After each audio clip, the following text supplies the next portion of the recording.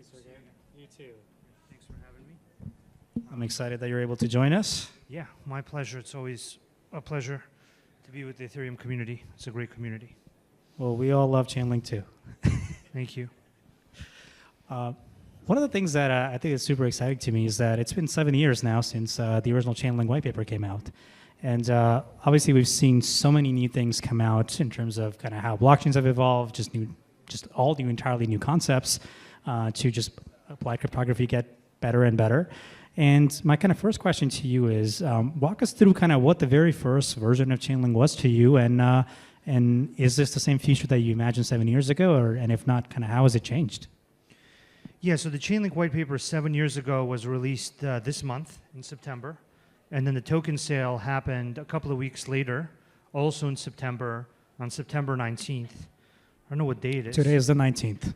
So 7 years from the tokens, for the public token sale. The first version of Chainlink was a single Oracle network that verified the ETH/USD price. That was the first one. So it's been always ingrained in helping smart contracts in the Ethereum community. And that ETH/USD price was then used to replace a lot of the home-baked, centralized internal oracles that the early DeFi teams were doing, where they had to make a market around ETH on-chain, right? And the basic problem was, and we had been working on oracles for a few years before that point, was that the centralized oracle in the DeFi context doesn't make sense, right? Because you're not really generating decentralized finance if the oracle is centralized. You're generating partly decentralized finance, but really controlled from a centralized resource, so it's not a big enough improvement to justify people putting money into it or taking risk and so on. So this was the fundamental problem. ETH/USD for the Ethereum community, for the DeFi protocols. Literally, you could count them on two hands that were any good. Like Aave was up here. It was called ETHLend back then. Oh, yeah. And there were a few others, and not many. You could literally count them on two hands. So ETH/USD comes out, and Aave is able to launch because they were in the process of building their own oracle, but it had all these trust assumptions, all these issues that got solved by Chainlink. Now you have truly decentralized finance. You have the smart contract part of the DeFi application. Now you have an oracle network that isn't centralized. It's truly decentralized. You have independent node operators coming to consensus, but they're not coming to consensus about block production. They're coming to consensus about external data. In this case, aggregating all of the fragmented ETH prices into a single authoritative price, the ETH/USD price, right? That can then be used to create these DeFi markets. So it's one Oracle network, one what you could call decentralized microservice focused on this one price. And from there, it kind of just took off because the DeFi protocols don't want to stop at one market. They don't want to stop at ETH/USD. They want to go and make a BTC/USD market, which is the next feed, and then another pair, and then another pair, and another pair. And then it grew to over 1,000 Oracle networks. Not in the same year, did it? A couple of years. Okay. So like, let's say in That's wild. 2-3 years. So it experienced massive growth, massive scale kind of growth and scaling issues.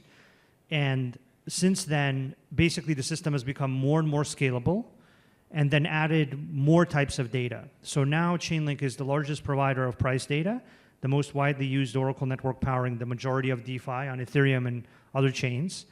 But it's also the largest provider of proof of reserve. It's now the largest provider of NAV data to tokenized funds and identity and a whole bunch of other pieces of data. And so it started in data, right? But the whole thing with Oracle networks is that they're not a data thing. They're a computing environment that was applied to data aggregation as the first use case, right? Oracle networks generate consensus about non-blockchain things. And the first non-blockchain thing that it generated consensus about was creating a global market price that's immune to manipulation, immune to flash loan attacks, and then over 5 years in production, no flash loan attacks, no money lost from users, kind of highly reliable service, which is why it powers the majority of DeFi. And once protocols within DeFi reach a certain level of value, they start getting attacked and they ask themselves, well, how do I actually secure the protocol in a way that does work and they basically migrate to Chainlink, right? Which is why it continues to have the majority of the market share. And then since then, the Oracle network computing environment has been expanded to generate other computations, automation computations, computations about getting to identity. Now,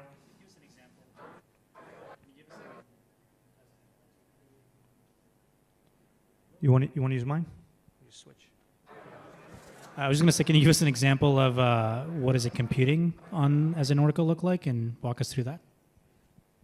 Yeah, sure. So one good example would be random number generation for gaming, which has a similar pattern to DeFi, where without a good random number generation system, you can't trust the blockchain game because somebody could be controlling the random number, just like they could be controlling the price in a DeFi application. That was the first form of computation on Chainlink. Then we went on to automation tasks, which are simple off-chain computations that need to be reliable. So like automation is cron jobs. Smart contracts don't know what time it is, so they need to be triggered. Then we moved on to computations in the form of what's called Chainlink functions, which is the ability to call any API and then do a computation around it. So it's a Lambda-like system, which can just do arbitrary computation. And that system has evolved really, really far now. We'll be announcing more about that at SmartCon. There'll be really cool stuff there. And then another form of computation is actually cross-chain bridging. So cross-chain bridging is just a data transmission problem. It's a data transmission problem not from an off-chain set of data feeds or an identity service or a proof of reserve feed. It's a data transmission problem between two chains. But it's fundamentally the same security issues of how do I validate and generate consensus. Now, the way the computational system really looks is, let me get a few data points from a few different APIs, and let me do some pre-processing and some computation on them in an Oracle network that I don't want to do on a blockchain for privacy reasons. Or just cost, yeah. For cost reasons, or because the blockchain, doesn't do those computations. Another really interesting direction is that Oracle networks are the interface to all external resources, including AI models. So let's say you wanted a smart contract to utilize an AI model to do evaluation of an asset or to evaluate a situation, whatever AI models end up doing well. And really what AI models do, in my opinion, for the Oracle network space, is they take a lot of what's called unstructured data that historically wasn't in an API, wasn't in a kind of definitive form, and they turn it into structured data, right? So the constant question that I've got over the years about Chainlink was, well, what can you really verify with an Oracle network? What about this thing that's unstructured data, that's a bunch of weird data that no one can really make sense of? And now with AI, maybe you can turn all of that unstructured data into pretty reliable structured data that is then fed into a smart contract, expanding what the smart contract can be about, right? So that's another example of the Oracle network. Just effectively make it off-chain accessible, and you can have information outside the system? Partly, but good example, AI models have hallucination. They have different, there's not many different models, basically. They all use transformer. So right now, decentralizing them isn't as valuable. But I think we'll be at a point where if you ask the same question to 5 different AI models, Oracle networks are a very natural way to ask that question, right? So you run 5 different AI models, 1 AI model on 3 nodes each, and then you aggregate the response, similarly to how you aggregate the response from multiple AI APIs about crypto prices across a few hundred different exchanges. And you get an authoritative result that's more reliable than any one single response from any one crypto exchange in the price problem or any one AI model in the AI problem. And so once again, what Oracle networks do is they're a computing environment to do consensus on non-blockchain things. Maybe you want to do consensus on price-related non-blockchain things. Maybe you want to do consensus on weather-related non-blockchain things. Maybe you want to do consensus on AI-related non-blockchain things. Maybe you want to do consensus on proving identity with zero-knowledge proofs, proving something about the identity without all the who knows what all the cool stuff you could do non-blockchain consensus on to expand what's possible. That's kind of what it's evolved to at this point. And kind of let's kind of bridge directly that into maybe learning more about what CCIP is. And I guess in the last 6 months since we last chatted, what's happened in the world of CCIP development? So there's been a lot of adoption. There's been a number of canonical bridge announcements where a number of really technical teams have evaluated the protocol as the reliable way to do cross-chain bridging. There's a lot more adoption in the TradFi world. So CCIP seeks to be a messaging and value transfer mechanism across both Web3, DeFi, and TradFi capital markets to get them to interact with each other in useful, valuable ways. Because the value from TradFi capital markets will be the biggest user base of Web3 DeFi. Because Web3 DeFi will have risk appetite to create bigger yield than the traditional world. And if even a very small percentage of the multi-$100 trillion traditional finance world, which believe me, that world is full of people that want to take more risk for more yield, want to gain access to that DeFi yield, how are they going to do that? So there's a lot of progress on canonical usage of CCIP as the official bridge, the native bridge technology of chains, because chains don't want to make bridges. Chains make chains. Chain teams want to make a good chain. Just like chains don't make Oracle networks because they have good Oracle networks from Chainlink about data and identity. They made native bridges because there wasn't a good way to have a reliable bridge. And they had to hack it together and make it like wait 7 days and takes 10 days and like it's a secure MVP with some scalability and a lot of security with a lot of compromises. And a lot of those native chain bridges are now switching to CCIP because they do an evaluation process. And then a lot of adoption of CCIP and TradFi. So I think the next stage in all this is actually getting all the TradFi users of CCIP to proactively become users of the public chain bridges and public chains that are also on CCIP. That's a big deal. And I think the security of CCIP has continued to hold up. I think a number of other bridges have gotten hacked. And basically, when I look at the bridging space, I still see a lot of very weird security compromises. Many bridges are basically still 2 of 2 multi-sigs, often controlled by a single entity, which makes it very confusing when they call it decentralized on their website. So, and it's just like the same pattern again and again. So I think the pattern of security in the bridge space is not improving, and so CCIP has this very, very large advantage once you actually look at how the security works. And it's very similar to the advantage it had when you were early in the Oracle data space. And the Oracle data space was like, oh yeah, I made a DeFi thing and my team runs the Oracle. Want to give me $1 billion? And it'll be good? Like, no, we don't want to give you $1 billion because we don't know how this thing runs that like controls every important aspect of the contract security. And then Chainlink appears and says, hey, here's a truly decentralized way to do this that's secure and reliable. And lo and behold, we reach a new level of DeFi and a new level of people being able to rely on it. So I think we're on track to that in the bridge space. Awesome. I'm sure a lot of people ask you what are trends that you're seeing in this space. So I'm not going to ask a version of that. And the question I have for you is, what are you seeing from the traditional finance world when they think about whether it's working with Chainlink or just kind of their perspective of DeFi and crypto?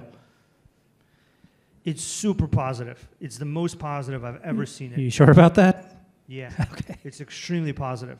And That's good news. I'll explain why. There's 2 very concrete reasons why. One is that the asset management industry, which is known as the buy side in the capital markets world, is basically the purchasing power of that thing. And they have a lot of leverage on people because they buy stuff, right? They're the demand of that world. This is BlackRock, Fidelity, Franklin Templeton, these people, right? Historically, in the capital markets, new technology adoption that is driven by buy-side demand from the asset management industry has a much higher rate of success because they are the demand, right? So they want to do something. There's some technology to let them do it. There's the sell side of the market, which wants to sell things, which is the private banking sector and a few other asset issuance kind of models. But they're at they have to run around and meet demand, right? So one really positive sign is this is not driven by the people that want to sell things. This is now driven by the people that want to buy things, which is a really, really powerful, high leverage position in that industry. And that's been kicked off by BlackRock and BIDL very well. Fidelity's doing stuff on chain. We power some of Fidelity's production live funds on chain already. Awesome. With NAV data. And the second really, really positive thing is that the demand from their point of view is there. So like the BIDL fund, as a fund, based on the basis points that it charges, based on how it's performing, is a successful fund. It's viewed as a successful financial product that makes significant revenue for its issuer, the BlackRock folks, right? So it's a success. That's great. So this thing is successful. Why is it successful? Because the crypto bro DeFi money is big. It's big enough to make it successful. Like, this is the best thing you could ask for. You have somebody make a financial product. It is successful. Their competitors look at it and go, wow, that's a success that I would love to replicate. And they start doing it too, right? So now the question is, how far can that success go? How much crypto bro DeFi money is there to make BIDL more successful, make Franklin Templeton successful, make Fidelity successful? And the more of that money that flows into those things, which it will, because in certain ways those products have yield, have various superior qualities, and now they're on chain, so they're portable and they have all these nice on-chain properties people like.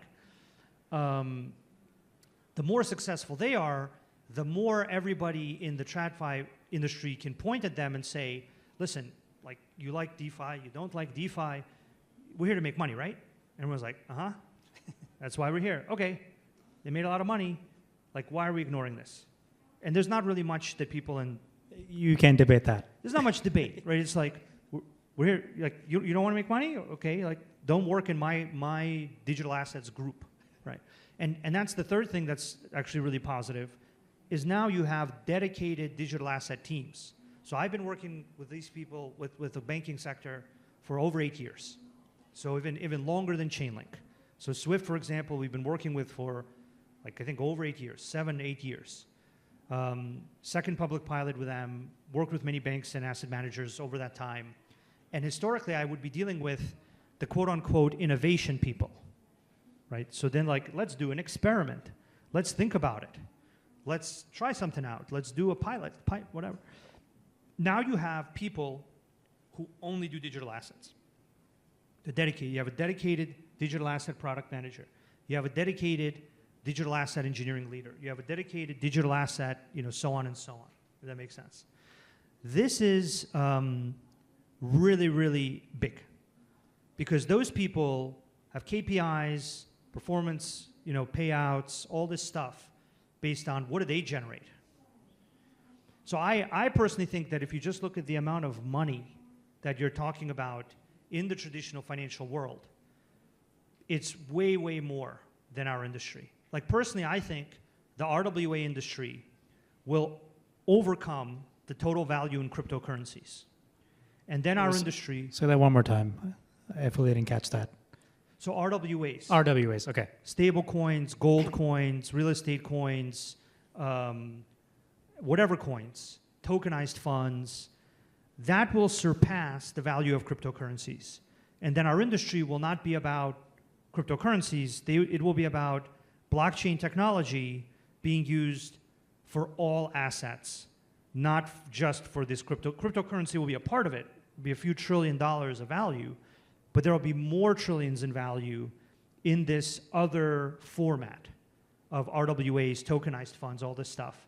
And for that to happen, you don't even need 1% of that to go on chain. It's sub 1%, So you really don't have to be that right about this. Because the sub 1% is still multiple trillions, and yeah, it's especially global markets. In total, we're talking about hundreds of trillions. So You just need sub 1%. Like, how far can interest in cryptocurrencies go? We can go from 2 to 5 trillion. We can go from 2 to 10 trillion. 5x, maybe. That'd be nice. That'd be like, wow, what a success. This other thing is hundreds of trillions, right?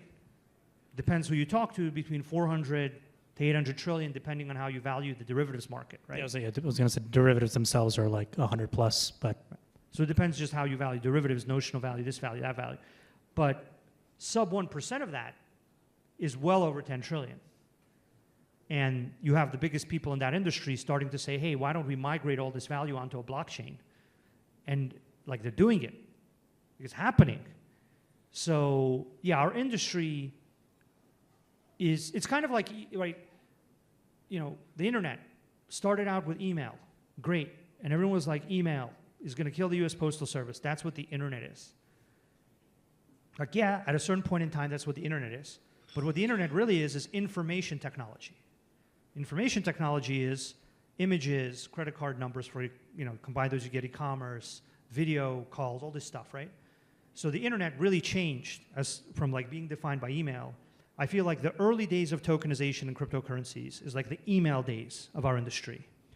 The e-commerce days have just started with DeFi, but the real version of our industry is going to be when all of this value flows into it. And it's going to flow in from this RWA, fund tokenization, traditional world at like, let's imagine it's not sub 1%. Let's imagine it's 2%. Like, still double-digit trillions. It's like, holy shit, 2%. Getting 2% of something, is that, I mean, yeah, that's hard. Is that achievable? 2%? Like, 2% is achievable. You can get 2% market share of something. You know, Chainlink has well over 50% market share of something much smaller than the hundreds of trillions. But 2%, you know? Imagine it's 3%. Like, it's simple arithmetic here. It's happening and it's going to be the way it is. So I think the people building RWA stuff, getting that synchronized with DeFi, are really, really in the right place. I think both DeFi and the RWA world are really going to connect, and Chainlink creates kind of the standards for that to happen. You know, how does the TradFi community and the DeFi community agree on a settlement price? How do you send a stable coin from the TradFi user on the Citibank chain to the Ethereum DeFi protocol to use it and get the additional 2% in yield on the stable coin, right? How does that all happen? Like, how does that get sent in a secure way that both... You got to facilitate that whole transaction, yeah. Right, by CCIP, then you need identity data. Guess who can provide identity data in a privacy-preserving way? Oracle Networks, Deco, so on and so on. So it's kind of just helping build this end-to-end set of transactions that are going to define what our industry is about. That's kind of the project I feel myself and, you know, the Chainlink community is working on now. So maybe to conclude, if you were to make any predictions on what timeline do we see a lot of these things happening at scale, how far out is that from your perspective? So this year we're already on production with things like BlackRock and Fidelity's on production using us, and Templeton's on production. So you already see a lot of this really key part of the capital markets on production. I think all of their goals, in line with all those digital asset employees I just told you about, is to scale that. I know they're trying to scale that. I know they're looking for more sources of, you know, DeFi money, crypto bro money, all this money, you know, crypto VC money, whatever. And I think they'll be moderately successful at that. So you'll see a moderate amount of scaling of those kind of asset management folks that came in early during next year. And I know that a number of institutional users are starting to go to production next year that we're working with, and that, you know, we're in the process of helping get ready for that. So I think you'll see early production of the institutional side next year. And then once they go to production, the question will naturally be, okay, we're live with this thing. We have this institutional grade tokenized fund with like a minimum of 20 million from another institutional buyer on some L2 we made or whatever. How do we scale that? How do we turn like we did it, we launched it, guys. Your ass is now on the line to make it a success. Hope you can do that, or else you'll probably get fired. Welcome to banking. So then the next year, they're going to have metrics of like, okay, we launched the thing you wanted to launch last year. Like, what happened? So 2025, they launched institutional stuff. 2026, they look at like the numbers on that growth. If that growth is solid, the party's really on. And then 2027, they probably have invested in the growth of that, and so the growth really gets going. And Chainlink kind of is in the position to help facilitate all that. So that's the optimistic timeline that I see for the institutional side. But the Web3 TradFi thing is already happening. And it's actually really good for Web3, because one of the reasons Web3 has some really horrible failures like Terra is because they haven't diversified the collateral of something. So if Terra was even 20 or 30% some treasury token or something, it very possibly wouldn't have failed at all. Because what really gets... At least you would know what the backstop will be. You would have a backstop of 20, 30%. The thing that really makes things crash is like the zero, right? Like, am I going to hit the zero? If you're at 20, 30%, you can basically assure, I think, a certain part of your depositor base of some safety. And I think that the Terra-like kind of crash thing is still a risk for many crypto protocols. Like, you have a bad day in crypto, and it just gets worse and worse and worse. Because, my God, how much crypto exposure did all this shit really get? Man, it got a lot, more than we thought. And then their failure leads to even worse crypto prices. There's like spiral of death, right? But imagine if you had a threshold, you had like a floor on that spiral of death, which is like 30 to 50% of this thing is uncorrelated with crypto. Okay, fine. It just resembles a crash, and you know exactly kind of where this is a bad thing, but at least there's recovery. We had 3 bad days, but you're never going to go to zero. 50% of the collateral is in various forms of RWAs. We had 3 bad days. You know, every year crypto has 3 really bad days and like a week of really good days. Welcome to crypto if you didn't know. If you want to be part of it, you can stay. If you don't, you can go. But for the people that know how crypto works, you know, you're not facing the ominous zero. So you're not going to bank run the thing and create another Terra. That's like a real thing for the crypto industry. So this is good for everybody, just to be clear. It's good for the crypto industry in many ways, and it actually, I think, helps the crypto industry grow into what I would see as its full potential, which isn't just more cryptocurrencies, isn't just more meme coin, you know, let's pump that fund meme coins until we drop. It's like, how does blockchain technology power the way the world works, right? Like, let's not forget what we're doing here. We're making technology that will power how the world works. That's what this is supposed to be about, right? It's not supposed to be like speculative funhouse time. That's a nice thing, and it gets a lot of money into the ecosystem for people to build things. But I'm not sure if that's what, you know, I signed up for 14, 15 years ago. Casino is not the goal. Yeah, that's nice, right? It's like there's a lot of value, and it attracts usership and attracts people to build early versions of things. It funds great projects. It gets things going. But like, the point is, blockchain technology powers how all value is created, managed, and transacted globally, right? Like, it's not about, hey, we're in this nice cottage industry worth $2 trillion, which is a great cottage industry. Like, it's like maybe the biggest cottage industry ever. Like, wow, what a nice cottage. That's like the nicest cottage I've ever seen. But that's not the point, right? The point is, how does this become the way the world works? That's at least what I'm working on. Amazing. Well, Sergey, it's always a pleasure to have this discussion with you. You always end up giving also me a new perspective, and I want to thank you for taking the time and telling us about how you're thinking about the future. My pleasure. Thank you for having me. Thank you. Good to see you.